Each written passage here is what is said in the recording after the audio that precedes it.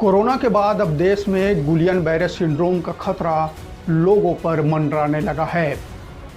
खतरे की बात यह है कि छत्तीसगढ़ में भी इस सिंड्रोम के मरीज मिलने लगे हैं। जी हां, सरगुजा संभाग से भी जीबीएस के मरीज सामने आने की पुष्टि हो गई है। संभाग के कोरिया जिले में अब तक 5 जीबीएस के मरीज सामने आ चुके हैं, जबकि सरगुजा में 2 संभावित मरीजों को रायपुर एम्स रेफर किया गया है। छत्तीसगढ़ सरकार ने इस बीमारी को लेकर प्रदेश में अलर्ट जारी किया है और लोगों के उपचार के लिए रायपुर एम्स का चयन किया है। कोरोना महामारी देखने के बाद अब इस जीपीएस बीमारी ने डॉक्टरों और सरकार के माथे पर चिंता की लकीर खींच दी है। देश के कई राज्यों में गुलियन बैरे सिंड्रोम यानी जीबीएस के केस मिल रहे हैं और अब इस बीमारी ने सरगुजा संभाग में भी दस्तक दे दी है। पिछले कुछ महीनों में संभाग के कोरिया जिले में गुलियन बैरे सिंड्रोम के 5 केस सामने आए थे। इनमें से 3 मरीज लंबे उपचार के बाद अब पूरी तरीके से स्वस्थ होकर घर लौट चुके हैं, जबकि 2 मरीजों को वेंटिलेटर में रखने की ज़रूरत पड़ गई थी। हालांकि गनीमत यह है कि अब इन 2 मरीजों को भी वेंटिलेटर से निकालकर सामान्य वार्ड में भर्ती कर दिया गया है, लेकिन फिलहाल उनका उपचार जारी है।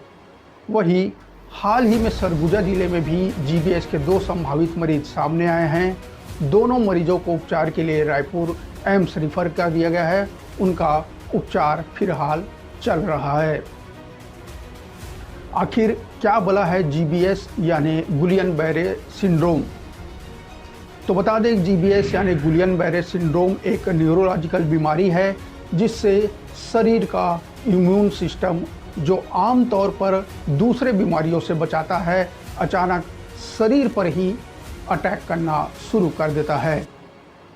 इसी वजह से इसे ऑटो इम्यून डिसऑर्डर कहा जाता है। आसान भाषा में कहें तो इस सिंड्रोम से जूझ रहा एक व्यक्ति को बोलने में, चलने फिरने में, खाना निगलने में, मल त्याग करने या कहें तो रोज़ की आम जो ज़रूरतों की चीज़ों करने में भारी दिक्कतों का सामना करना पड़ता है। जीबीएस में मनुष्य के मांसपेशियों पर सीधा असर पड़ता है और शरीर के दोनों तरफ के अंग एक साथ प्रभावित होते हैं। पैर के तलवे में जलन, झंझनाहट से शुरू होकर डायफ्राम तक इसका असर होता है। इससे सांस लेने में समस्या होती है और इंसान चलने फिरने में भी काफ़ी दिक्कत का सामना करता है।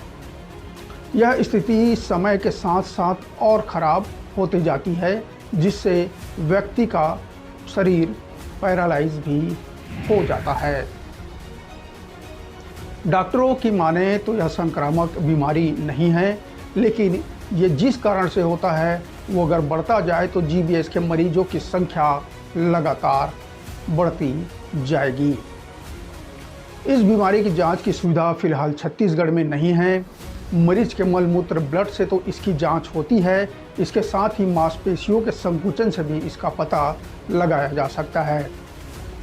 डॉक्टरों की माने तो इस बीमारी का इलाज इम्यूनोग्लोबिन है, जो काफ़ी महंगा उपचार है। ये इंजेक्शन 1.5 से 2.5 लाख रुपए तक में आता है। डॉक्टरों के माने तो इस बीमारी के औसतन 1 लाख की आबादी में एक व्यक्ति को होने की संभावना रहती है। जीबीएस को लेकर आईसीएमआर की टीम सरगुजा आई थी।